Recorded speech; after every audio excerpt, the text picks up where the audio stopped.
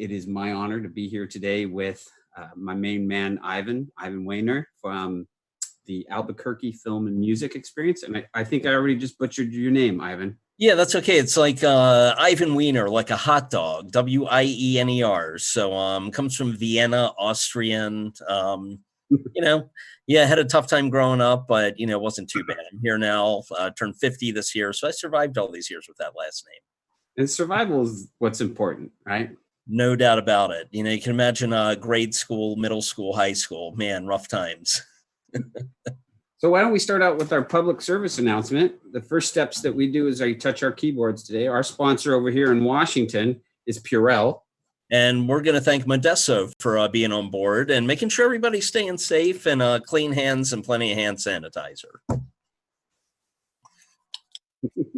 Well said, my friend. Well said. So thank you, everybody, for joining Filling the Void. As you know, the world is changing daily, hourly, by the minute. And this is an attempt to really provide a platform for creatives and to get us collaborating, get us talking about how we're adapting to all these circumstances. And speaking of adapting, we launched episode 1 last Thursday. And within that week, we had already been working with Ivan and his team over at AFMX about a future collaboration, but with the speed of the world, we were able to throw this together in 1 week. So thank you, Ivan. It's amazing what you can do when you're a creative and a producer. Really want to thank you and your entire team. The behind the scenes of Filling the Void, many, many people, Todd being one of them, Marissa, Genevieve, Lynn, Kira. I mean, there's a lot of people involved. Here in Albuquerque, we wanted to do the same thing. And I talked to the director of the New Mexico Film Office. She wanted to provide the same type of online platform. And when I told her about this, she was like, this is absolutely perfect. I think over the next week or two, she's really going to ramp up their involvement with the show, having updates from New Mexico for New Mexico and for the region. And I think one of the main things we're trying to do between the Seattle Film Summit and the Albuquerque Film and Music Experience is to bring together people from different regions of the country. When you bring people together in a collaborative effort, I think you accomplish a lot more. And there's really cool things that are happening up in Seattle, some amazing things happening here in Albuquerque. Movie Maker magazine, listed Albuquerque as the #1 place to live and work in the film industry. That all came to a screeching halt several weeks ago when everything shut down. We had Netflix had 2 major productions that were getting ready to start here. One with Idris Elba, the other with Stranger Things, and complete halt to operations for them. NBC Universal, all the local productions, tons of independent productions that take place here in New Mexico throughout the state. So everybody's kind of holding on for the ride to see how things go. But I think this platform, thanks to Ben and his entire team, it's a great platform for all of us to come together. We're going to have special guests on week to week. And, I'm going to contact tons of my actor friends and people in the industry. I'll throw some names out there: Robert Redford, Jeff Bridges, Annika Mark, Sharon Lawrence. The list goes on, people that we've worked with here in Albuquerque, and, just really start conversations about what this looks like for all of us and, how people are feeling about it and how we can come together as a creative community and make things happen. Awesome. Yeah, I think that one of our major goals of this is obviously all of our professional careers have been put on hold temporarily. So we're figuring out what that looks like, what the future looks like. Both of our events are obviously still scheduled. We haven't canceled them yet. They're in the later part of this year. But in the meantime, how do we help, number one, not just creatives, but one of the messaging pieces that we talk about in our team is right now, I think, Ivan, I talked to you about this a little bit, is right now, our front line as a world fighting COVID is our healthcare industry. And this is a great time to give a shout out to them for being the frontline soldiers of this villain, this pandemic. But there is going to be a time here shortly where that front line has done their job and they go to rest. And I like to view us creatives, and yes, we're focused in the film industry, but this isn't a time to delineate silos. We are creatives, whether you're painters, whether you're writers. There's going to be a time where when we get through this, we become the front line again. And that battle will be to re-inspire our countries and our nations and our communities. So I like to view what we're doing here is to not only just address the professional side of what we're going through, even the emotional side, but also start arming ourselves for when we enter the front line. I think one of the interesting things to add to that is several of the guests that we're going to have on every Thursday. You look at the film industry in particular, how many different departments there are on a production. We're going to have people from all of these different departments. We're going to have painters on. We're going to have musicians on. You know, we celebrate the creative equality of film and music. And, you know, we're going to have some great musicians on that are going to share with people when it comes to, you know, writing scores for films or just creating music in general. So, you know, I think bringing all art forms together on this platform really is going to fill a void for a lot of people who are stuck in the house. Let's not say stuck, but, you know, it's mandated, I think, in pretty much every state now, the stay-at-home order, you know, for at least the next month. Who knows if it's going to be extended longer, but I think the creative minds that come together through this platform are really going to be spectacular. And I think people are going to form friends, business relationships, and partnerships to collaborate into the future. So it's going to be pretty cool. Absolutely.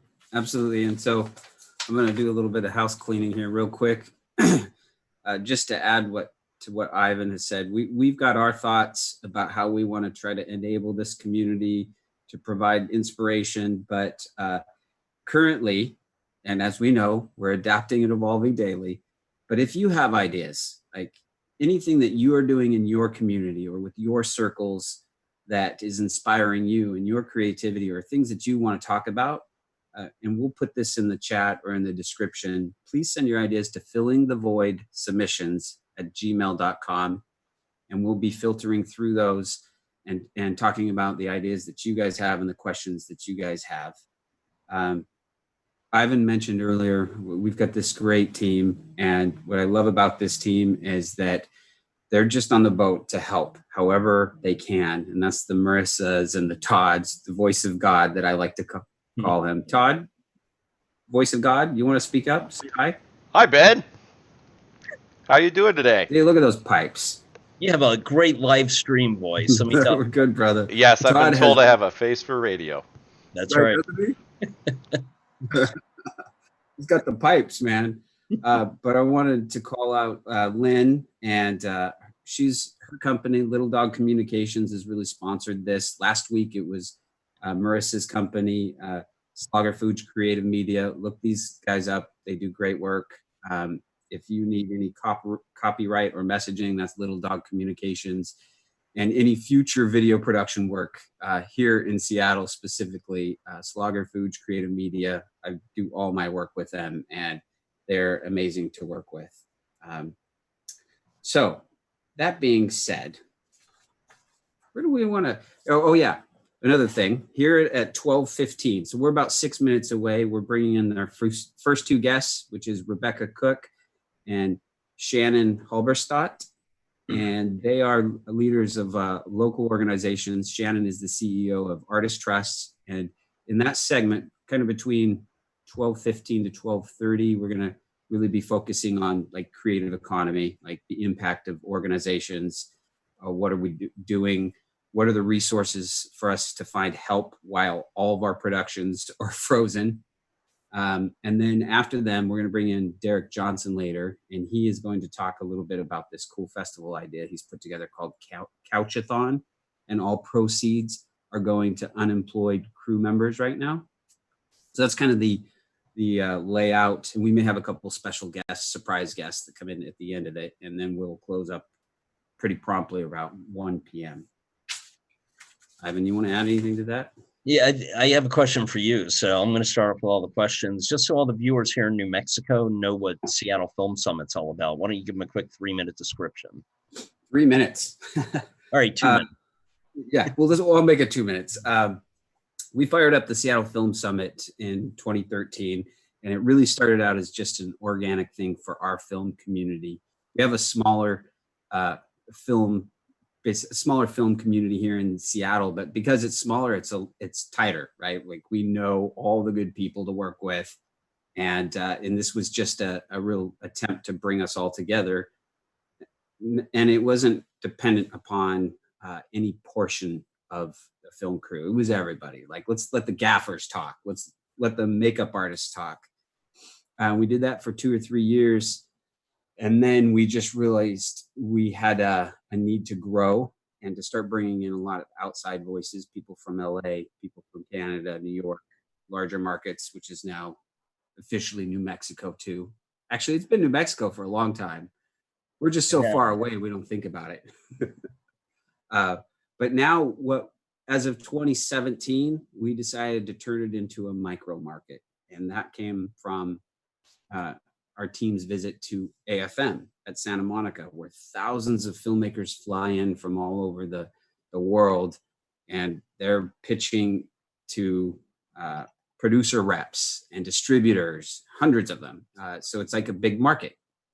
So we wanted to just kind of take our Seattle mentality, and we have a lot of content creators here who either have great jobs with Amazon or Microsoft, or we're truly in love with our state. We have no intention to move to larger markets. So we wanted to create a market for this corner of the world, and bring in distributors, bring in Hollywood execs, bring in everybody, and create kind of our own little soup. And then last year is when we really started getting state leaders in, and we really wanted to get our state leadership to identify the importance of creative economy. Did I make my 2-minute limit? You did. That was fantastic. Which is a great question, Ivan. And I would love for all the people in Seattle and Washington and Spokane, which is under Washington, who don't know about AFMX. But I'll give you 5 minutes. Oh God, here we go. Well, it started in 2013. That was our inaugural year. We are going into year 8, and we are a nonprofit that celebrates creative equality between film and music, and we try and bring both art forms together at our annual festival, which takes place September 24th through 27th this year. And it's really interesting. When we started out, Robert Redford had moved to New Mexico and built a house outside of Santa Fe. And to make a long story short, a lot of people were asking Bob to bring a section of Sundance to Santa Fe. And that didn't happen. That would have made big national news. But what it did create was the Albuquerque Film and Music Experience. Through our relationship, we were able to kick it off in 2013 with Robert Redford and his wife, Sybil Jaggers Redford, who's an incredible artist with a nonprofit called The Way of the Rain. And The Way of the Rain started in a art gallery in Santa Fe, on a screen showing a video of how she creates her art form on silks. And I said, we need to do this on a bigger scale. So we ended up doing at the Highland Theater on historic Route 66 in Albuquerque, and kicked it off with that event and 118 films, a lot of great fundraising dinners, panel discussions, intimate conversations with talent, and the like. And our nonprofit, the main objective is to provide scholarships, internships, career development opportunities, and workshops for students of film, music, and the arts. So last year we had 175 students sponsored to attend AFMX. This year our goal is going to be over 600. And, everybody's come out of the woodworks, from Tom Hanks to Bryan Cranston. I mean, the list goes on, the number of people who have sponsored kids to come to the festival. And, it really is a platform where it's not like the major festivals around the country where they're shuffling all the talent in and out back doors. You can walk right up to Jeff Bridges and have a conversation with him, or T-Bone Burnett, or Nathan East, or Marissa Tomei. I mean, whoever it is that's come to our festival, you can walk right up to them and start having a conversation. So, I think it provides that networking aspect to build great relationships.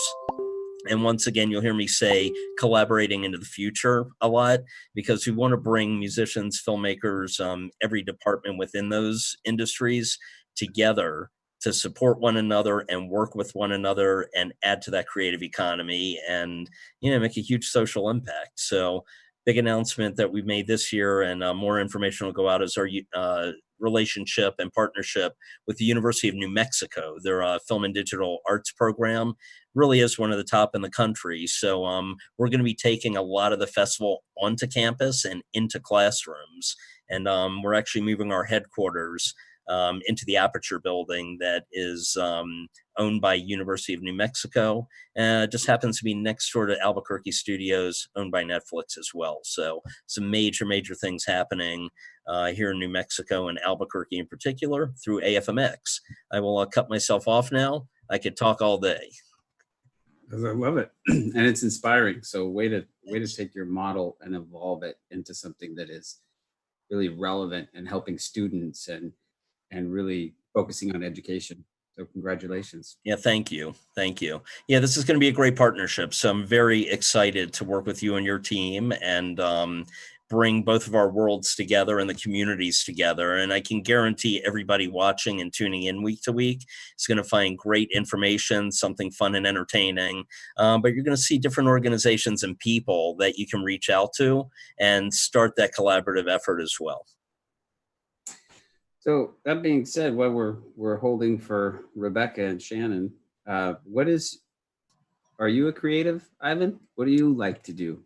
Well, I mean, I've always produced. My younger years and career was in the hotel industry. I was the head concierge of the Watergate Hotel in Washington, D.C., and worked with a lot of creatives that came into the Kennedy Center and films that shot in D.C.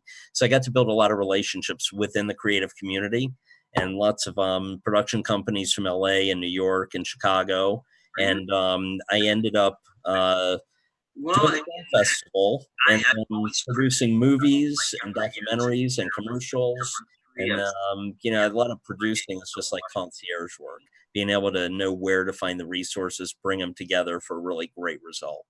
So I'm a creative in some ways. I try and stay in the back end of things, but love producing and helping filmmakers.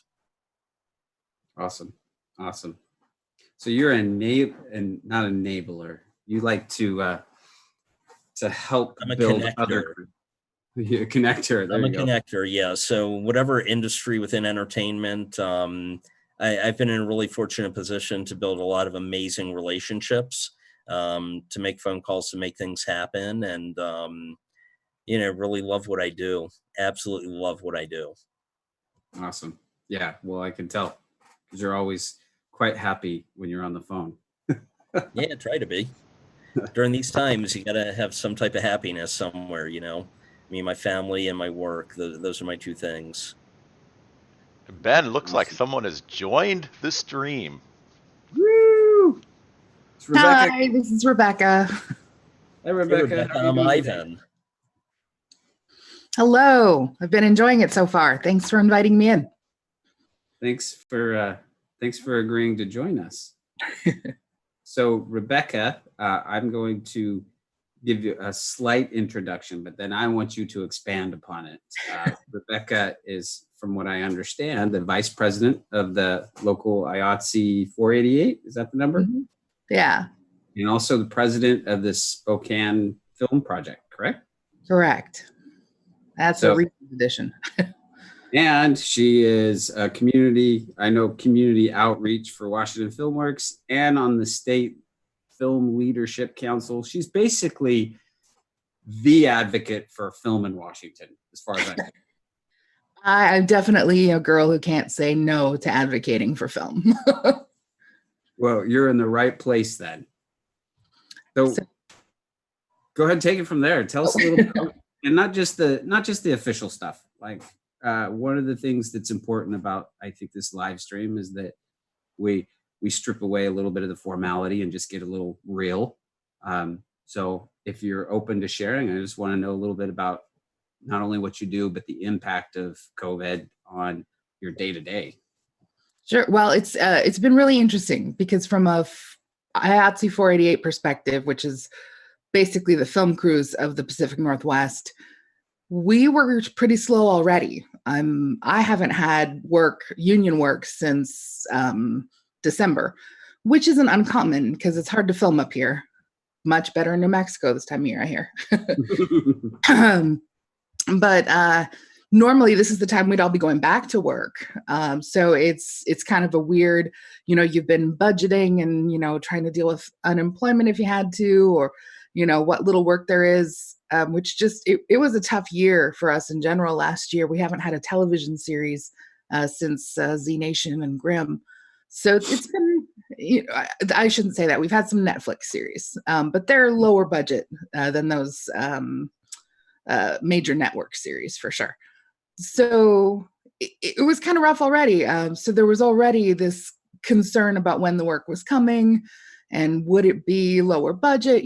People were a little worried. And then this hit and it just kind of, I think a lot of people panicked immediately as far as film crews go, because nobody knows. I'm sure it's true across every industry. So for the first real week being in Washington, we went shelter in place and, we had a lot of provisions right off the bat. So I'm grateful Governor Inslee stepped up and really tried to keep it contained and keep us informed.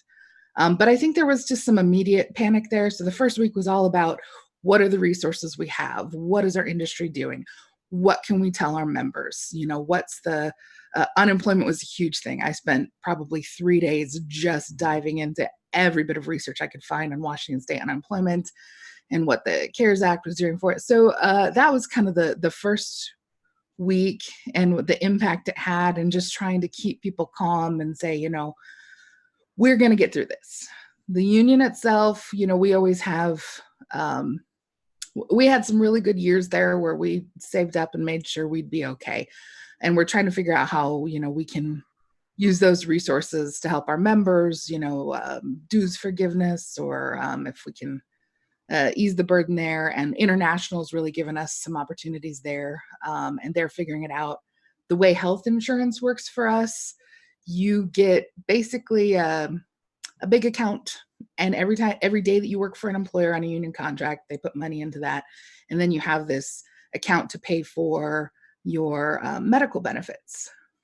But if you're not working, there's not money going into the account. So how do you keep that going?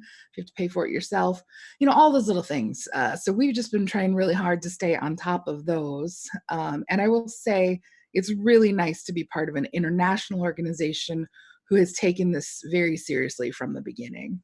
And then you just have people, creatives and non-creatives on the crew side who just want to be doing something. And so trying to marshal the resources of, okay, we've got a lot of people who are riggers and construction workers who could put up these tents, the hospitals, the field hospitals. How do we get them connected? We have costumers who can sew masks and gowns. We've got our prop people who have dove into all of their supplies and been donating all the PPE they can. So trying to mobilize people who really like to be mobilized has been interesting and ridiculously heartwarming, I will say. IATSE just set up IATSEcares.org, where our members can go, and if you are immunocompromised or you need help, you can ask for help. If you want to help, you can ask to be a helper, whether it's our Young Workers Committee is organizing to deliver things to some older members or immunocompromised people. Our Women's Committee has been working on sharing all the mask videos and tutorials out there. It's been really great to see everyone just kind of come together in really positive ways after that initial panic. Yeah, I know that in many ways, Seattle and Washington was proactive but reactive at the same time, if that makes sense. Because it was a hot spot and became such an inundated area of the country with COVID-19. Um, for everyone to come together the way they are, especially IATSE and the local, I think it's 488 there. I know local 480 here in New Mexico, Liz Pecos is the president. Not sure if you know Liz. We'll try and get her on in a future week. But they have given so much support for their members, and I know that the unemployment question is a really big one here as well. New Mexico has tried to be very proactive. The governor, Michelle Lujan Grisham, she has done an incredible job, for all the industries across the board and keeping everybody safe. And I think people were up in arms when she started shutting things down weeks ago before the numbers really started to rise. And now they're thanking her because, our numbers are down compared to a lot of areas in the country. But I know New Mexico Department of Workforce Solutions is being inundated, especially with film industry members, union members. I mean, think about this. We had Stranger Things getting ready to start here, season 4, probably about 16 to 20 other big major productions that were getting ready to kick off.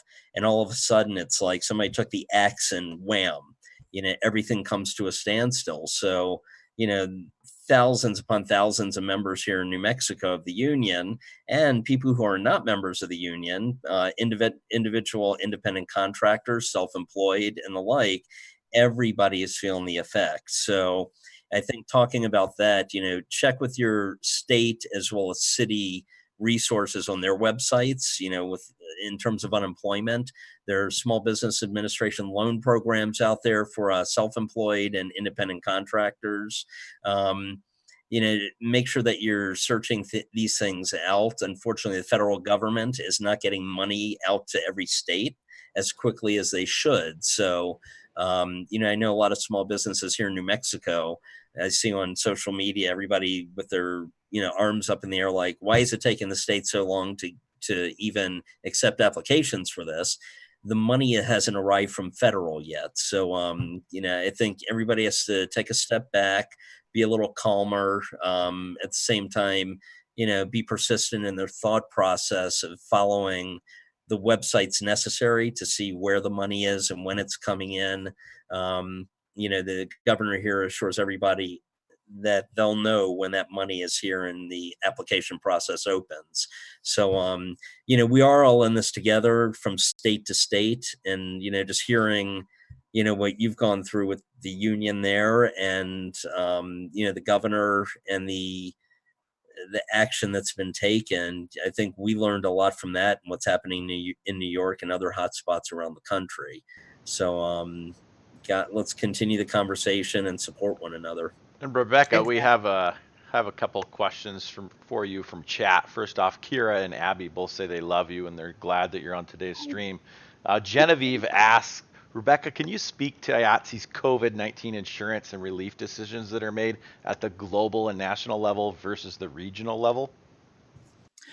I actually can't really, because it hasn't been set into policy yet.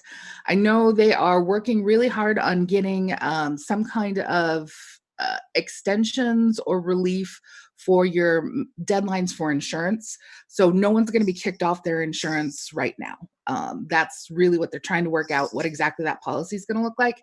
But it is being addressed. I don't have the answers for it right now, but I will say, don't panic, stay tuned, keep reading your daily emails from IATSE. If you're not getting those, go to the website and sign up for them so you can be sure and be informed as they're happening. And we're in 488, we're trying to pass along that information as soon as we have it. They're also working on a relief for dues. So they're going to cut the costs on those. And again, I don't have the exact numbers yet, but I know they're making those decisions. We're pressuring for that kind of relief for all of you. So stay tuned. There will be help. Wish I had a better answer than that. Oh, that's great. And we have another one from Diana for Ivan.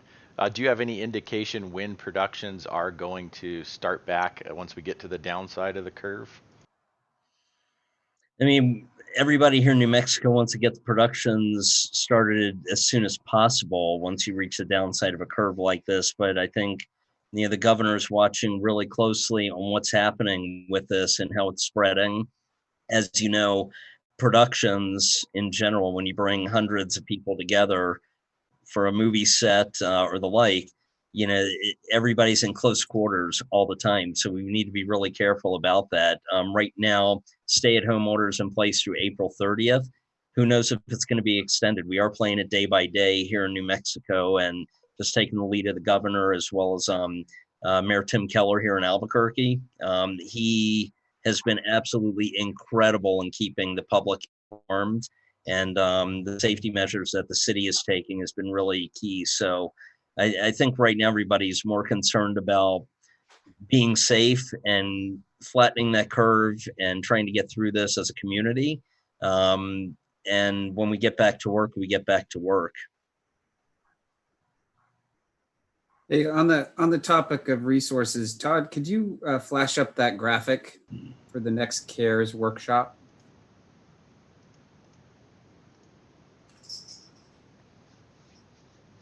You're talking about next week, Wednesday, April 8th at noon Pacific time? Yeah, can you flash that up? Oh, it's up on the screen right now. What do you want to say about it? So this has been forwarded over to us by the state agency, and this is for everybody. We'll put it on the website and in the chat, a link to it. But this is a workshop. It's limited to 1,000 people, so definitely get in there. But it is up-to-date information on how the CARES stimulus package will affect people in the arts and culture industries. So that will be like up to the moment, real information. So if you want to tune into that, definitely I recommend that if you're a creative professional. Awesome. It looks like we have Derek and Shannon who have joined us as well. Hey guys. Hey, buddy. Hey. How are you guys doing today? Pretty good. It's a beautiful day. Yeah, the sunshine's nice. Awesome. So we are going to get to you in a bit, Derek. Please hang out. Derek is one of the founders, well, actually organizers of this really cool Couch-a-Thon film festival that all the proceeds are really going to unemployed crew workers. But we're going to get to that because it's really exciting and I want to spend some time on it. And then we have Shannon Halberstadt. Please correct me if I'm butchering your name. And she's the CEO of Artist Trust and has been working as a leader in the creative community for a long, long time. So Shannon, I just wanted to give you the floor for a second. The floor? Yeah, that's the correct phrasing. And talk about kind of what's going on from your purview. Thanks. So just a little bit about what Artist Trust is. Artist Trust has been around for a little over 33 years. And basically what we do is that we support artists of all disciplines in Washington state and help them to build thriving careers. We've been doing grant making to artists for a very long time. When the COVID-19 crisis hit, we found that a lot of the artists were impacted immediately with cancelizations of like book tours or live music concerts or, gallery shows, all of these different ways that artists monetize. So the bottom dropped out very suddenly. And a lot of creative professionals were impacted immediately. So we put what we do on hold and we shifted to providing direct response to this crisis in support of artists. We, the city of Seattle kind of spearheaded a $50,000 grant to Artist Trust with the idea of regranting to artists. And so we created a COVID-19 Artist Trust Relief Fund. In less than a week, we were able to gather up almost $300,000 in support, mostly from individuals. And we launched that on March 20th. Today, we are actually distributing our second wave of funding through that fund. So the total as of today will be $200,000 that's going directly into artists and creative professionals' pockets statewide. There's an application online that's super simple. And this is a different kind of funding than we usually do for artists. It's not based on like artistic excellence or anything like that. It's based on need. And we're finding actually that the need is pretty great. So what has it been like? It hasn't even been 2 weeks since we launched the fund. And we have received over 1,500 applications. Keep in mind, this is artists from Washington State only. And the request for funding totals over $3 million. So the need is really great out there. I'm really excited that, you know, the care package has more resources for gig economy workers, including independent artists and independent creative professionals. And we're also working on pulling together resources and information to help people navigate how do you access those resources and how do you access it when you don't necessarily have a paycheck that comes every 2 weeks, you know? How are you able to document your income and your income loss and those sorts of things? So we'll have a webinar a week from tomorrow on Friday, April 10th, to kind of talk about applying for those kinds of assistance and things. So to sum it up, we've been around for a long time supporting individual artists in Washington State. And now we are pivoting to provide support to artists through this immediate triage crisis period, through sustained relief, and then also through recovery and rebuilding. And so that's kind of where we are. Questions or comments? Well, first of all, I'm wondering if there's any resource links that you can post into our little Zoom chat here. And then Todd, for those of you who have just joined, Todd is our voice of God. He is our back-end producer. Say hi, Todd. Hey there. Or don't. He's a silent type of God. But if you post any resources into our Zoom link here, what he can do is take that and transfer it to the YouTube chat so that people can go check out that information and resources. And thank you. Thank you for being a frontline leader for artists at this time. It's my pleasure. It actually feels really good to be able to do something that's useful, you know, because this is such a weird and ambiguous and uncertain time. So it is a nice thing to be able to bring people together, many hands lifting and supporting our creative community. I'm really excited about the next phases of this and seeing creative professionals in Washington State really taking leadership roles in recovery and rebuilding. I mean, artists are the folks and creative people are the folks that we look to often for inspiration and leadership. And I really feel like as we're recovering and rebuilding, artists have such a great potential for stepping into that role for everybody in our culture. So yeah, excited about the next steps too. Amen. Rebecca, what you guys are doing with crew members who are assisting the front line, the healthcare industry, I thought that was super awesome, inspiring. It's the first I've heard of that. And I'm just wondering if, are you guys doing that specifically through the union? Or is that like Spokane Film Project that's kind of throwing those ingredients together right now? That's actually through the union. So Melissa Purcell, our business agent who's based in Seattle, has started that. We did a survey of all of our members to see who would be willing and what skills they had and how do we put that database together. And so she's working on connecting with the state officials to see how we connect all those people. In Spokane, we don't have it as bad as Seattle by any means, at least not yet. So the focus union-wise has kind of been more in the Seattle area. I'm wondering if you don't mind, this is kind of a follow-up task, especially states like Washington and New York, and that kind of the epicenter, right? We're having to adapt. We're just a little bit ahead on the curve of everybody else, the other states. But as you guys put that together, I know it's a union thing, but I can imagine all these unemployed independent filmmakers who are in these different industries, that if there was a model that we could, as you're building the model, that we could share with other states, or even give it to the film commissioners of every state, there may be some that are still in reactive mode and not coming up with great ideas like this. So I'm just planting that seed. I think that what you guys are doing is completely innovative and awesome. And I just keep in mind how we can extrapolate that and get the message out beyond our state. Absolutely. We have a conference call next week to discuss more on that, and I'll get an update. Yeah, I will happily share that. Awesome. Thank you. So this was kind of our research segment, or resource segment, and I wanted to kind of transition a little bit here soon to some more creative, inspirational type of things. But before we do that, I want to make sure that we've all got our resource conversation and things that we wanted to say about that out to the public, or if we've answered any questions in the chat that are focused around that.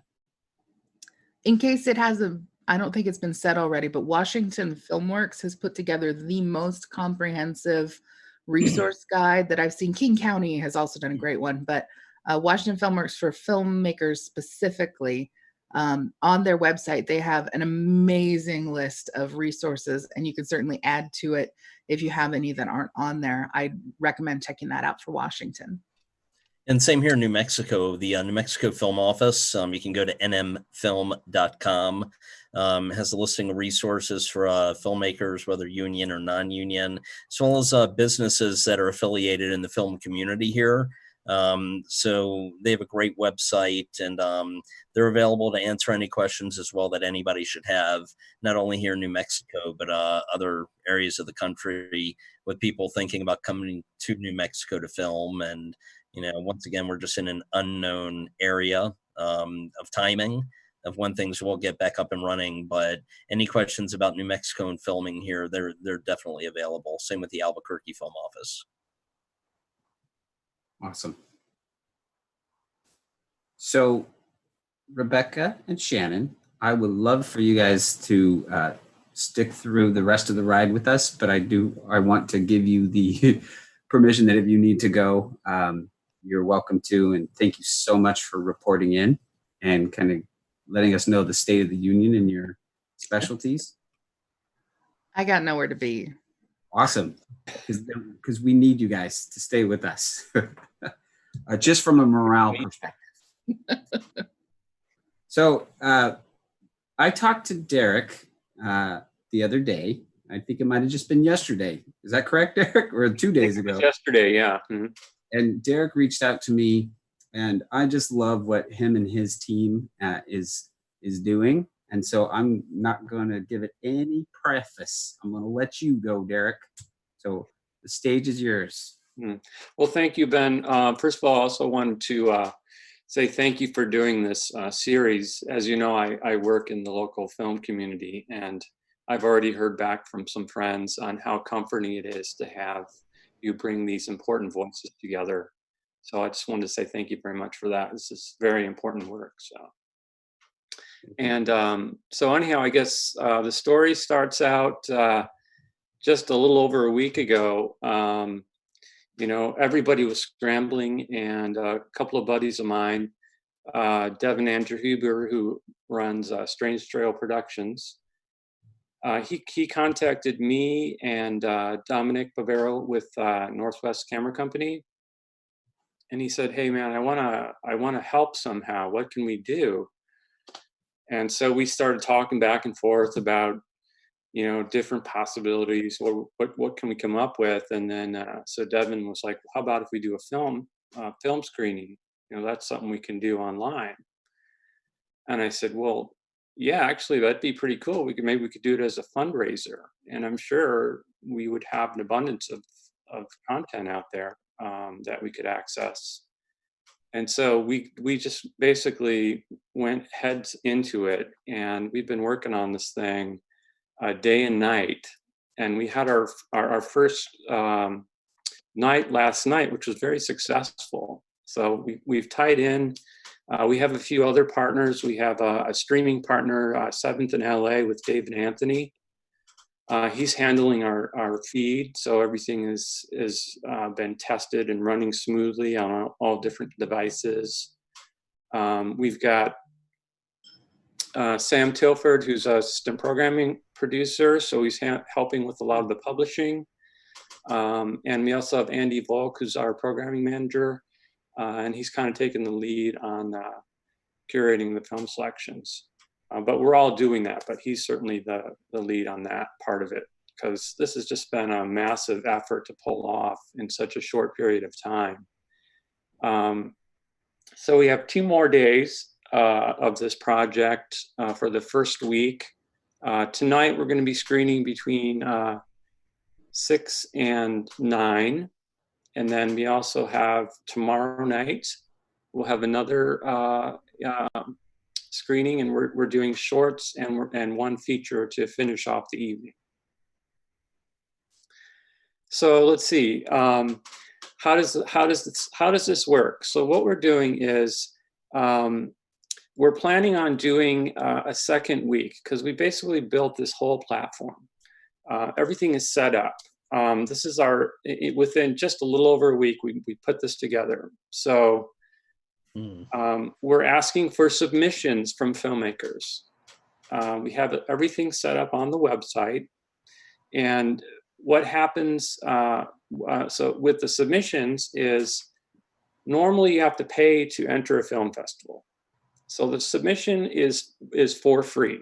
So if you have a film, you could submit for free, and we have it set up so that that's a donation service, and the filmmaker can actually get a write-off if we screen them for that submission. So that's Eric, a little. Sorry to interrupt, but what can you just mention the website real quick again? Yeah, the website is Couch-a-Thon Film Extravaganza. And I'll put a link out on the chat here, so .org. Get to it. .org, yeah. Here's mine. Yeah, and it's linked there in the chat. Okay, there you go. Okay. And so we're taking submissions from basically everywhere, and then our team will get together and figure out who's we're going to screen, and then we're going to have another round of this probably the end of April, and then after that we'll kind of reassess where we are, and we have this platform set up, so we could possibly keep going with it. So. Mm-hmm. So it's, as a filmmaker, it's free to submit, but you have the option to donate. Is that correct? Everyone can donate at any time. We have a donation button up on the website. And we sort of look at it as like if you were going to rent a movie online or something from one of the streaming services, we look at it as that kind of a donation. That is, of course, voluntary. And you'll be able to watch the films regardless. It's interesting, Derek, and I commend you for getting this up in a week, because that's no time at all to get a quote unquote festival up online. Ours is in September, the end of September, Albuquerque Film and Music Experience, and I have companies contacting me left and right wanting to provide me with the platform to take the festival virtual as needed, if this should extend further. And I think it's fantastic to go online. I think you reach greater audiences. So I think on our end, even if we do an in-person festival, we're going to still stream everything online so people can see. So Right. I think that's a change that a lot of festivals need to make. I think South by Southwest canceling, that was like the granddaddy of them all to begin with, when that happened. And Seattle International Film Festival, 46th year, I believe, for Seattle. Yeah, they're one of the biggest festivals. Yeah, and it's just heartbreaking that we lost that this year. And so that was one of the things that made sense for me, was like, as our community here, we lost such a massive resource to distribute films in Seattle. So I'm just like, oh, heartbreaking. So do you have But yeah. distributors that are tied to this platform as well?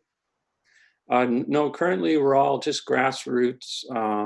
We're all just a bunch of filmmakers trying to put, do something good to help out. Because, all of us working in production, we're thinking about the PAs and the grips and the people that really just don't have a big enough nest egg to get through this period. I mean, and we need those people. Those are the people that help make us make Absolutely. films, So, certainly that, that was part of the inspiration for getting this going. I had to, sorry. Go ahead. Yeah. I just have to say, I've had a handful of people putting together festivals, reaching out and sending information.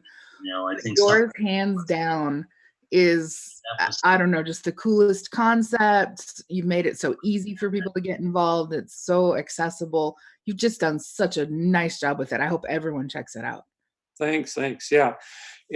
I'm really excited, and the content we're screening is really excellent too. I was actually kind of, coming from grassroots, like I was sort of like, oh, this is actually pretty good. So I'm like excited to watch the next couple of nights. Very cool. And it's just like a festival. It's not like you can log on and watch these movies at any time. You have to hit the schedule, right? That's correct. It's not an on-demand service. So we do have a schedule. It's posted on the front page of the website. And you'll be able to review what we're screening there. So cool. That is awesome. Please share with the team that you are working with that we love what you guys are doing, and thank you so much for doing it. Yeah, I absolutely am. My pleasure. And I think most of us are probably online watching. So hi, everybody. We have about just less than 10 minutes left. We have a new guest. It's a surprise guest. We don't have a graphic for him. But I wanted to transition. And a great question was brought up to me by somebody who is collaborating on this future of what we do with this live stream. And the question he put out, what has been the biggest struggle for your creative projects with moving virtual? And the reason I wanted to get David on, David Hogan's a great friend of mine. He's one of, I like to consider Washington's top actors, but him and his wife, Angela DeMarco, also run one of our best acting studios. And you guys, within speaking to the core of this question, have had to go within a week, take all your operations online. So I just wanted this is a chance for you to talk about that, vent if you need, virtual hug, all of it. Hey, thanks, Ben, for the invite. Good to be here with everybody. Yeah, it is really hard to take our in-person education, which is based on personally connecting with other human beings and talking about the craft and teaching them about acting and allowing them to do scene work and be close to each other, and taking all of that stuff online it's a gosh darn nightmare. I'll tell you right now, it's really hard. It is, I mean, sometimes I get really excited because I'm like, oh man, I have so many opportunities to do new things and to reach a wider audience. But the amount of work that I'm now having to take on, not only creating videos, but putting curriculum online in a digestible, easy kind of way for people to access and learn from, it's overwhelming. So we have at least been able to create a kind of a hybrid course. We've launched a self-taping academy where we are able to provide basically scene work, monologues, commercial copy to our students and have them submit videotaped auditions that we can critique, so we can talk about their work and their video submission space. And then we're going to use this platform, Zoom, weekly to do kind of group conference calls with the students. So we're figuring it out, but it's very hard, and I'm just hoping that we can stay afloat until things return to a space where we can get back in the room with people, because there's so much that we are unable to do on a virtual platform to teach the craft of acting and the business of acting. And it's unfortunate and it's frightening, and we're just trying to adapt as quickly as possible. Can you, in the Zoom chat, David, put in a couple links to where people can access your classes, and then Todd will put that in the YouTube chat? Yeah, for sure. Yeah, and that is the question, right? Like we, right after this meeting, we have a another Zoom. I was telling Ivan about this or I was telling somebody. I've had so many Zoom meetings that I'm losing track. That we're having a Zoom with a writer from South Africa, and we're going into pre-production on a project. And instead of picking dates or even naming days of the week, it's here are the production dates needed, and let's try to start putting in what we're going to do on those dates, so that whenever we know where we can fit that in, we'll fit it in.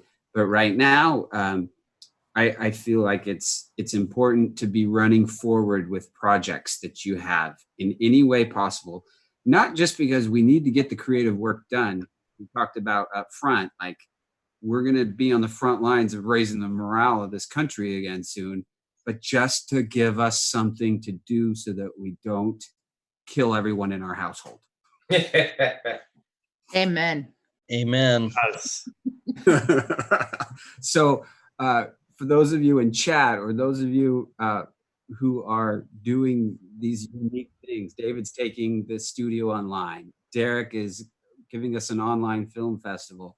Like any of this virtual, like you guys are the forerunners now.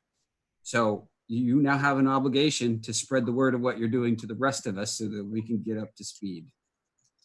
And I think it's pretty cool. Sorry, Derek, that you know, the folks in Washington and New Mexico can hear one another, and we're going to have some more New Mexico guests week after week as well. But I think there's such a great learning opportunity and collaboration opportunity going into the future. You know, David, I know that like Soul Acting Academy is one of the schools here, and they are taking everything online as well. So yeah, it's a learning curve, and it has to happen pretty quickly for people's survivals and businesses, you know. So thanks for everything that you guys are doing up there to kind of lead the way in the creative world. Yeah, I actually do voiceover work between film projects, and I teach a voiceover class, and it overwhelmed me when we went into lockdown, basically, how many people suddenly wanted to take a voiceover class because they can do that from home. And audiobooks is my specialty. So next week, I'm teaching my very first virtual voiceover workshop. Awesome. Take any advice you got, David. So, and we're going to keep going with the festival, and we're certainly looking to keep expanding, because I think this is going to be an ongoing need to help people with the situation. So I guess I would ask, you know, from the community that's watching, to let people know that we definitely would like people to submit their films, and also help share our project. We have a Facebook page set up, and then just check it out, you know. So, you know, Ivan, if you guys are thinking of going online, we should have a conversation. So, yep. Yeah. Happy to discuss. Absolutely.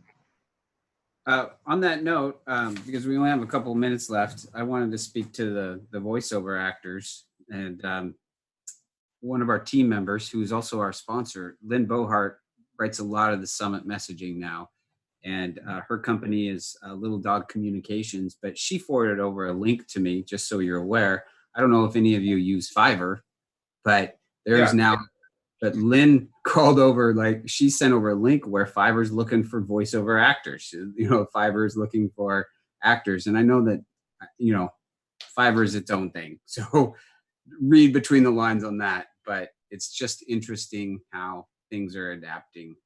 Yeah, just remember, professional actors, don't price yourself down that far for the Right. work you're doing. So, Only take the projects that are worth $5. yes, and is I don't think Fiverr is only $5 now, right? Like now you're making me regret bringing that up. Oh, sorry. I haven't been on there in a while. I just know. Yeah, you you know, can choose whatever you want. You can price your gigs accordingly. Okay, you price the way you want, right? Okay. Ben, Good. I've got Sorry. some activity in chat here. First off, Ben, what's the thing that you're supposed to be reminding people to do today? What should they be doing when they're watching YouTube and they like a video? Oh, thank you, Voice of God, aka Todd. Subscribe. And that brings us to our announcement. Everyone, apparently it's your birthday, Ben. Oh, yes. Hey, happy birthday, Ben. Happy birthday, Hey. brother. Thank you.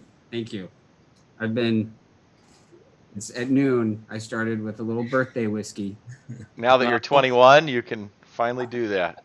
I told Ivan I'd be discreet about my online drinking. Not too discreet anymore, is it? Next week, it's going to be tequila from New Mexico. Yes. All right. I'll be It'll sending be our- bottles. We'll have Purell in one hand and tequila in the other. That's right. Thank Modesto. So I just want to close this out and we'll just go down the line and I'd like you to say whatever you want, but then close it out with what gives you optimism in this time. And why don't we start with Hogan, David Hogan. What gives me optimism? Oh, man.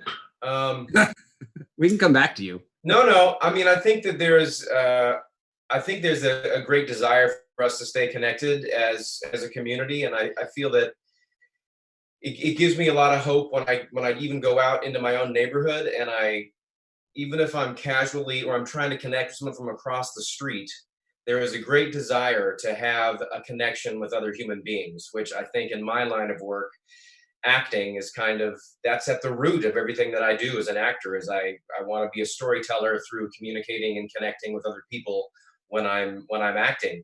And that's also where we start in our teaching. So I think that I'm just constantly reminded on a daily basis through opportunities like this, even if it's virtual, that we long for connection.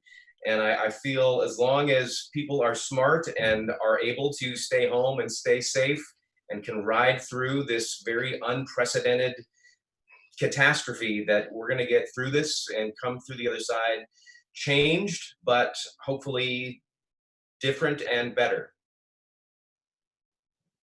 Beautiful. Rebecca. I have to say, I find hope through all the innovation we keep seeing in various ways. I know we want to see it like a vaccine tomorrow and see all of the lives saved and all that. But on an everyday basis, working in this creative community, all the creative ways, like the Couch-a-Thon Film Festival, things like that. There are so many things that are far beyond what I ever thought would have been happening right now, that it's really inspiring to see people putting their creative brains to work and to the betterment of everyone. Amen. Derek, you're up. Well, my thought comes from my experience. I lived through 9/11 in New York City. And as a creative person who's always been a gig worker, what I can tell you is that the most important thing is to keep going. You got to keep working on your projects. Just whatever it takes. If you hit a wall, you run out of money, whatever it is, everyone can write. Everyone has an iPhone. They can do test shots. They can go on the internet and find locations. Talk to your people. Keep the process moving in your life. This does not have to stop anything. You're going to run into bumps. That's okay. You can get through it. But that's what keeps me optimistic. Is that I see a lot of really important stories coming out of this time, and we're storytellers, and that's what we do. And so right now in our generations, this is going to be one of the biggest stories ever. So let's tie it into all of our work. You may have been writing a script. Okay, now there's a twist. Let's add a pandemic. So, you know, use this period to pull out your creativity and keep moving. Keep creating. Yeah. It's more important than ever. I have to add to what Derek said. You know, I'm really optimistic about the storytelling aspect. And, you know, I think you're seeing a lot of people within our industry, whether it's film, art, music, everybody really cares about being able to lend a hand in any way they can. And I think that's going to carry over after this pandemic passes, where I think there's just going to be more open collaboration. I would like to see, you know, people who are decision makers in the industry, you know, lending that hand and paying attention to the independent artist, as opposed to just the A-list names in Hollywood and production companies. So I really believe that's going to happen. And, you know, we're sitting in a time where everybody has to take a step back and really see what's in front of them. And, you know, health and safety, I think, first and foremost, you know, for the industry and for our families. And then, you know, getting back on track and seeing what is going to turn into great production for everyone. You have to excuse the ghost that is in our house. Looks like a little kid. That's Sebastian. He has to make his appearance, as he always does.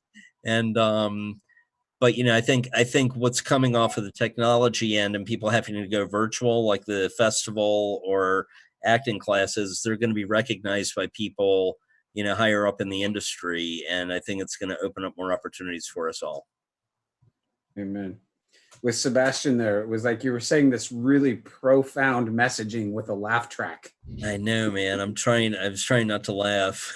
You did well. You did well. Just to let everybody know who's watching this, Sebastian makes an appearance, and you never know what's going to come out of his mouth or what he's going to be wearing. So a little bit of entertainment for you during these tough times. 6-year-olds.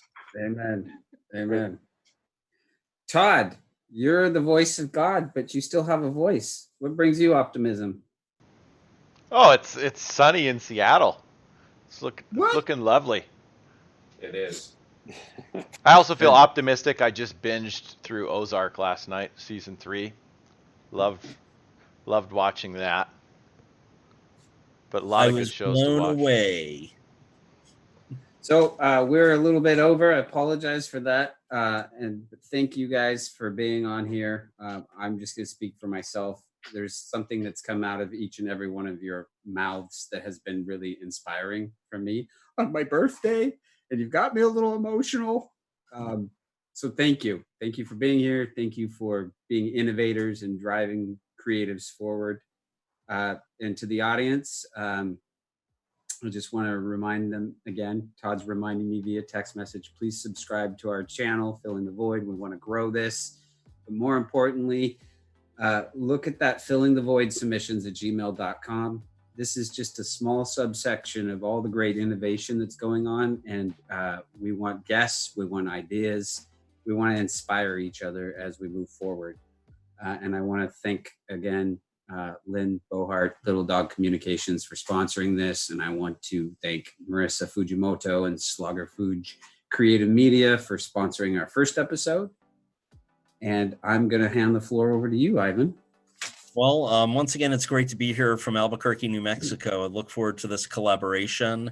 Albuquerque Film and Music Experience, the entire team here is really excited about filling the void and being a part of it. So, Ben, thank you again to your entire team. Share this with everyone. We're going to have guest speakers on every week.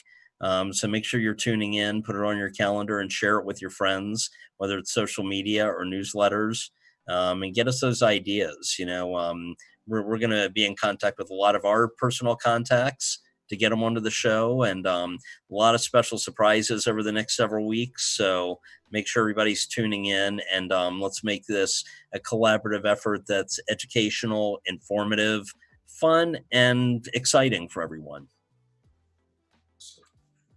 All right. Todd, if you want to end the live stream, let's do that. Thank you again, everyone.